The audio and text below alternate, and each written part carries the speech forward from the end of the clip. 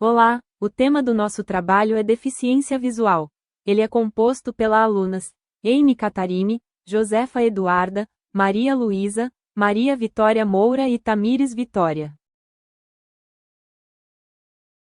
Olá, meu nome é Maria Vitória Moura e eu vou conceituar deficiência visual. De acordo com os artigos estudados, a deficiência visual engloba tanto a cegueira quanto a baixa visão, sendo a condição que pode trazer desafios para a aprendizagem e participação do aluno no ambiente escolar. Os autores destacam a importância da inclusão, da sensibilidade e do uso de estratégias pedagógicas adequadas para garantir o desenvolvimento e aprendizagem dos estudantes. A deficiência visual é caracterizada pela perda total ou parcial da visão, que não pode ser corrigida completamente com o uso de óculos, lentes de contato ou tratamentos médicos. Ela é dividida em dois grupos principais: a cegueira, que corresponde à ausência total ou quase total da visão, e a baixa visão, que é quando a pessoa possui algum resíduo de visão, mas apresenta dificuldades para realizar atividades do dia a dia. No artigo Os alunos com deficiência visual, baixa visão e cegueiras, Domingues ele afirma que a baixa visão é uma deficiência que requer a utilização de estratégias e recursos específicos. Os autores, com isso, falam que as pessoas com baixa visão ainda possuem algum grau de visão, mas enfrentam dificuldades para enxergar com clareza. Por isso, elas necessitam de adaptações que facilitam sua aprendizagem e a participação nas atividades escolares. Agora, sobre o contexto histórico da deficiência visual. O contexto histórico da deficiência visual passa por diferentes fases ao longo do tempo. Durante muitos séculos, as pessoas com deficiência visual foram excluídas da vida educacional, sendo vistas como incapazes de aprender, trabalhar ou participar da sociedade. Em muitos lugares, elas eram tratadas com preconceito e dependiam da caridade para sobreviver, e não tinham nenhum acesso à educação. A cegueira era frequentemente associada à incapacidade, fazendo com que essas pessoas fossem isoladas e privadas de seus direitos. No Brasil, as primeiras iniciativas voltadas para a educação de pessoas cegas ocorreram no século XIX, com a criação do atual Instituto Benjamin Constant, fundado em 1854, que na época se chamava Instituto dos Meninos Cegos. Essa instituição foi um marco importante para o desenvolvimento da educação especializada no país. Com o passar dos anos, houve avanços nas políticas públicas e nos direitos das pessoas com deficiência visual, especialmente com o movimento de inclusão escolar. Vou falar sobre inclusão e acessibilidade. Elas são fundamentais para que as pessoas com deficiência visual tenham garantido direito à educação e participação social. A inclusão escolar não significa apenas a presença do aluno dentro da sala de aula, mas também a oferta de condições adequadas para a sua aprendizagem, como materiais adaptados, recursos de tecnologia assistiva, sinalização acessível e professores preparados para atender suas necessidades e tirar suas dúvidas. Entretanto, os estudos mostram que ainda existem desafios para a efetivação da inclusão dos alunos com deficiência visual. Entre eles estão a falta de formação dos professores, a escassez de materiais adaptados e as dificuldades de acessibilidade das escolas. Por isso, é necessário que as escolas desenvolvam estratégias que favoreçam a autonomia e a participação dos estudantes com deficiência visual em todas as atividades. No artigo A Inclusão Escolar e Deficiência Visual, Dificuldades e Estratégias do Professor no Ensino Médio, os autores citam que a inclusão escolar do aluno com deficiência visual exige adaptações metodológicas e recursos que favoreçam a aprendizagem. Essa citação só evidencia que a inclusão só acontece de forma efetiva quando a escola oferece suporte adequado e promove condições de acessibilidade que permitam ao aluno a aprender e desenvolver seu potencial com igualdade de oportunidade. Olá, me chamo Tamires Vitória. Vou falar um pouco da quantidade no assunto, e falar um pouco sobre as principais causas da deficiência visual. E as principais causas, elas podem ser variadas, como as meninas já passaram por aqui e falaram um pouco. Elas podem ser variadas desde fatores genéticos até mesmo complicações no período gestacional ou nos primeiros anos de vida. Então, temos as causas congênitas, que elas são desenvolvidas ainda no período da gestação e estão presentes durante o nascimento da criança. E as causas congênitas, elas são formadas pela malformação do globo ocular, causadas pela catarata congênita, o glaucoma congênito, ou até mesmo malformações estruturais que comprometem a retina ou nervo óptico. Bom dia, eu vou falar sobre a educação de pessoas com deficiência visual. Como explica a autora Adriana de Castro Roma em seu artigo na página 13, a educação inclusiva deve ser vista como um movimento que demanda estudos e ações efetivas, baseando-se no direito inalienável de todos à educação. O fascículo 3 do MEC detalha nas páginas 19 e 22 que esses recursos envolvem desde materiais não ópticos, como o uso de contrastes e de tipos ampliados, até as tecnologias avançadas, como softwares, leitores de tela e lupas eletrônicas. E conforme o artigo de Borges, Silva e Carvalho, na página 280, o professor tem um papel essencial de mediação. Ele deve identificar as necessidades específicas e buscar a formação adequada para lidar com as barreiras pedagógicas. Na pesquisa de Belfort Barros, na página 147, os desafios relatados são a falta de materiais adaptados logo no início do ano e salas de aula superlotadas, o que dificulta o processo de inclusão. E uma das principais boas práticas citadas no fascículo 3 do MEC, na página 15, é a articulação em que o professor, na sala comum e do atendimento especializado, além do diálogo constante com a família. E agora vamos fazer um resgate histórico necessário para entender como chegamos ao modelo atual. O ponto de partida da educação para cegos no Brasil acontece em 1854, como explica o artigo de Adriana de Castro Roma, na página 4, onde o atendimento começou com uma fundação do Imperial Instituto dos Meninos Cegos, no Rio de Janeiro, que hoje é conhecido como Instituto Benjamin Constant. Naquela época, o ensino era realizado exclusivamente em instituições especializadas. O modelo que a autora descreve, mais à frente na página 7, era marcado por uma visão mais assistencialista, antes de evoluirmos para a ideia de integração. E o outro ponto é o sistema Braille. No artigo de Roma, ainda na página 4, ela menciona que a invenção de Louis Braille em 1825 e sua chegada ao Brasil foi o que permitiu, pela primeira vez, que as pessoas com deficiência visual tivessem independência ao acesso à leitura e à escrita. Avançando para o século XX, o Brasil passou por uma mudança profunda de paradigmas. Como explica Adriana de Castro Roma, na página 7 de seu artigo, saímos de um modelo de segregação para um de integração e, finalmente, para o da inclusão. A autora destaca que, a partir da década de 90, influenciada por marcos internacionais, como a Declaração de Salamanca, o foco passou a ser a escola se adaptando ao aluno, e não o contrário. Os pilares dessa mudança estão na Constituição de 1988 e na LDB de 1996, de acordo com o fascículo 3 do MEC, na página 9. A LDB 9.394 consolidou que os sistemas de ensino devem assegurar os alunos com necessidades especiais, currículos, métodos e recursos específicos. E é aqui que nasce o direito ao AE, o Atendimento Educacional Especializado, que o fascículo define na página 10 como um serviço que identifica, elabora e organiza recursos pedagógicos e de acessibilidade. E na atualidade, como mostra o último tópico, o aluno não está mais isolado. Segundo a pesquisa de Alessandra Barros, na página 147, os estudantes com deficiência visual frequentam as salas de aula comuns do ensino regular, mas recebem suporte de centros especializados, como o Centro de Apoio Pedagógico. E para encerrar, eu vou focar no respaldo legal que garante os direitos da pessoa com deficiência visual.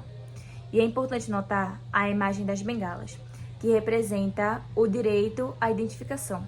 A branca para a cegueira, a verde para a baixa visão e a vermelha e branca para surdos e cegos. Eu vou falar sobre a Constituição Federal, que, de acordo com o artigo de Roma, na página 11, a nossa Constituição de 1988 é o marco que garante o dever do Estado com a educação, prevendo atendimento especializado, preferencialmente na rede regular. A Lei Brasileira de Inclusão, é a LBI, como discutido no artigo de Borges, na página 283, a LBI veio para consolidar a inclusão como um direito inalienável, unindo qualquer forma de discriminação. O direito à educação, a página 13 do artigo de Roma, reforça que esse direito garante que o aluno não apenas esteja matriculado, mas que tenha acesso ao conhecimento de forma plena e equitativa. O direito à acessibilidade, no fascículo 3 do MEC, na página 14, a acessibilidade é tratada como a remoção de barreiras, sejam elas físicas ou de comunicação, para que o aluno possa circular e aprender com autonomia. E o direito à participação social. Como conclui o estudo de Borges na página 283, o objetivo final de todas essas leis é garantir que a pessoa com deficiência visual possa exercer sua cidadania e participar ativamente de todos os espaços da sociedade com autonomia e dignidade. Obrigada pela atenção. Me chamo Maria Luísa Rosas e irei falar um pouco sobre os impactos enfrentados nas vidas das pessoas que possuem deficiência visual.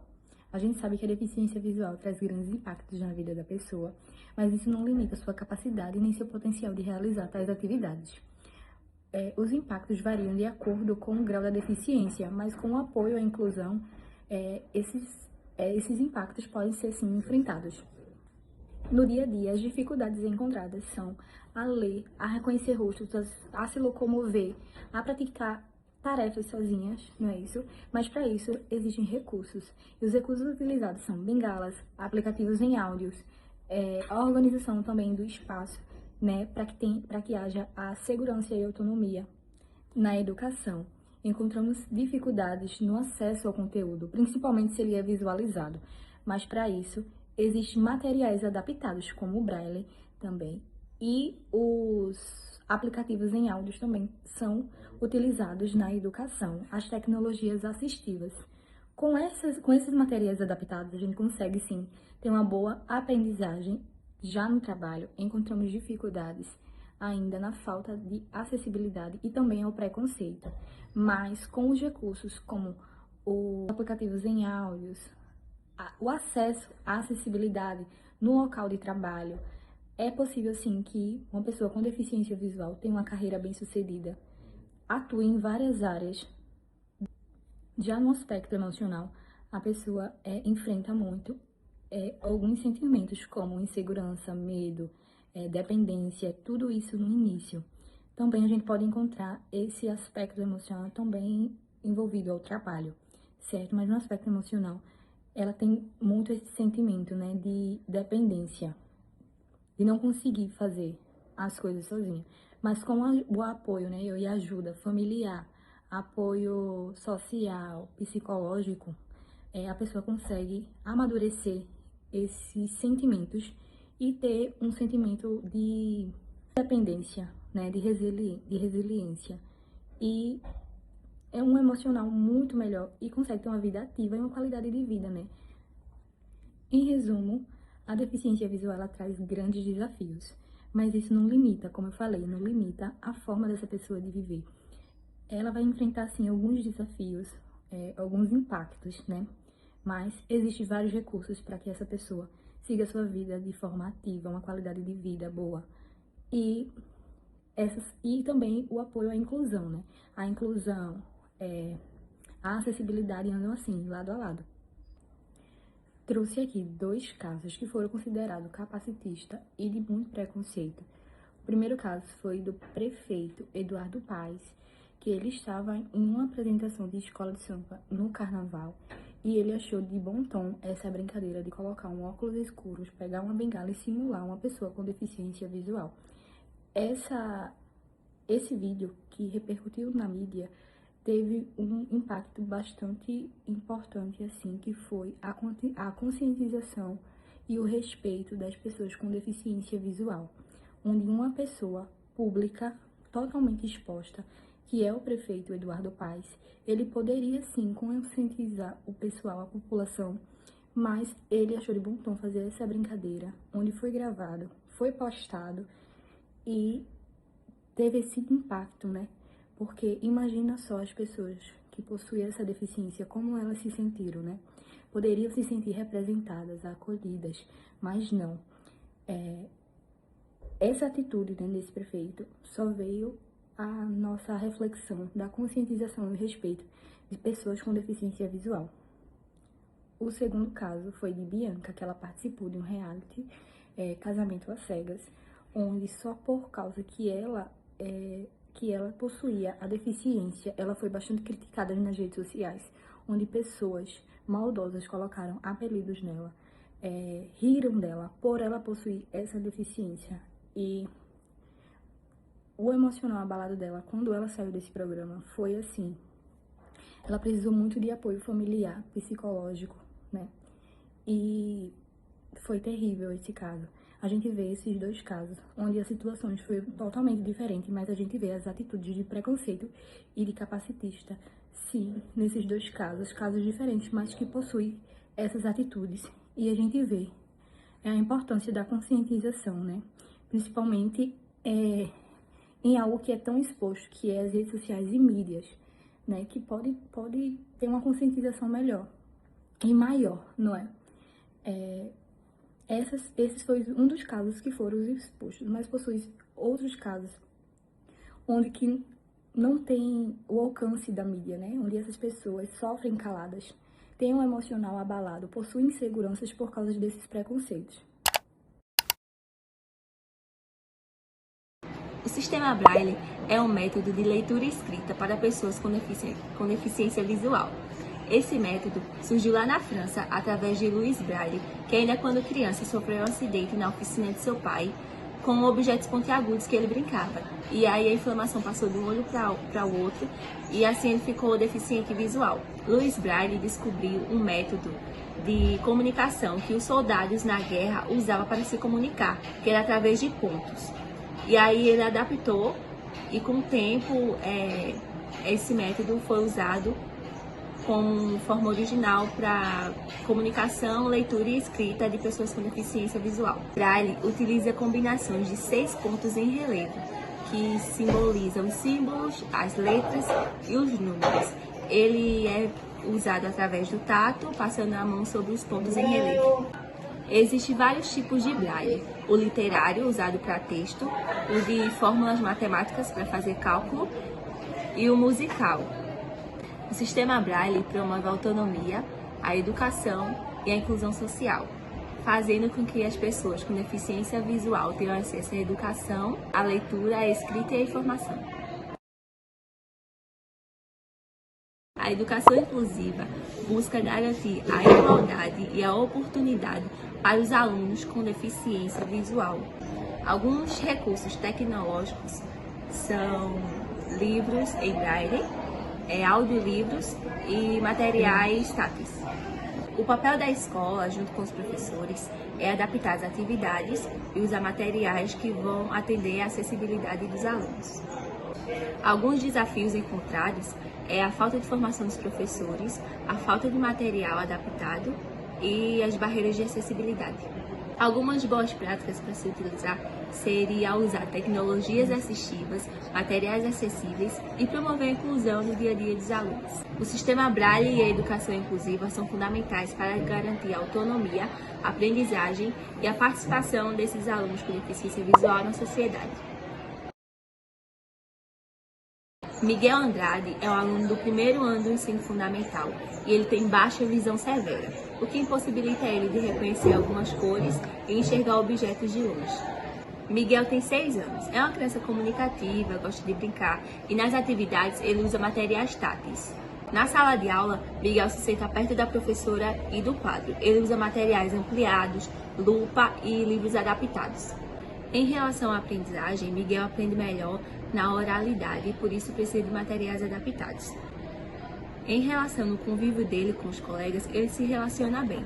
Só que em algumas brincadeiras que precisam que ele se locomove rápido, ele sente um pouco de insegurança por não enxergar direito os obstáculos. Além disso, Miguel recebe atendimento educacional especializado, o AE, o que contribui para sua autonomia e percepção espacial. Esse caso mostra a importância das adaptações na escola, a fim de promover a aprendizagem e a vida ativamente na escola dessas crianças. Então, continuando, veio uma proposta para a gente de fazer uma aula adaptada. E pensando nisso, a gente criou um material didático para que todos da sala possam ser participativos, inclusive a criança com baixa visão, a qual a gente falou aí, nosso aluno imaginário, Miguel. E aí, pensando nele, pensando na turma inteira, para que a aula seja bem participativa e que todos possam aprender o mesmo assunto e estar na mesma linha assim, de raciocínio e tal, a gente pensou em uma atividade, né? Uma atividade com os conhecimentos matemáticos, e a gente ia falar um pouco sobre as formas geométricas. E pensando nisso, a gente criou um material didático e eu vou mostrar aqui para vocês o passo a passo de como criar ele também, caso você queira aplicar, né, na sua sala de aula. Os materiais utilizados para a aula adaptada foram papelão, barbante e cola quente. A adaptação do papelão que fizemos com barbante, formando figuras geométricas, ela é importante porque ela vai permitir que o aluno com baixa visão participe da atividade de forma mais ativa e independente. Ao tocar o barbante, ele consegue perceber o contorno e as características das formas geométricas, utilizando não apenas a visão, mas também o tato para aprender. Além disso, quando esse material é utilizado por toda a turma, vai promover a inclusão, pois todos os alunos vão ter a oportunidade de explorar diferentes maneiras de aprender. A atividade ela vai estimular a percepção tátil, a coordenação motora, a atenção e o reconhecimento das formas geométricas, beneficiando em si todos os alunos. Então, dessa forma, a adaptação não é feita apenas para um aluno específico, como, por exemplo, Miguel, mas ela serve para garantir que todos possam ter acesso ao conhecimento de maneira participativa e significativa, respeitando as diferenças, as diferentes necessidades e formas de aprendizagens que estão presentes na sala de aula. Isso contribui para uma educação mais inclusiva, colaborativa e acessível para todos. Então, para finalizar, nossas considerações finais. A gente falando em conjunto, né, representando o grupo, a gente confessa que no começo foi desafiador a gente tentar encontrar uma aula, né, que pudesse incluir todos os alunos da sala, inclusive o nosso aluno com baixa visão, a qual a gente falou aqui já. Mas assim, foi uma experiência enriquecedora, porque assim, falando em conjunto novamente, antes a gente não tinha tanto conhecimento sobre esse assunto, sobre essa área, né, de deficiência visual, mas depois a gente fazer essas pesquisas, a gente ter o livro como base também que foi passado pra gente, os vídeos também que a gente assistiu para aumentar mais a nossa experiência sobre esse assunto.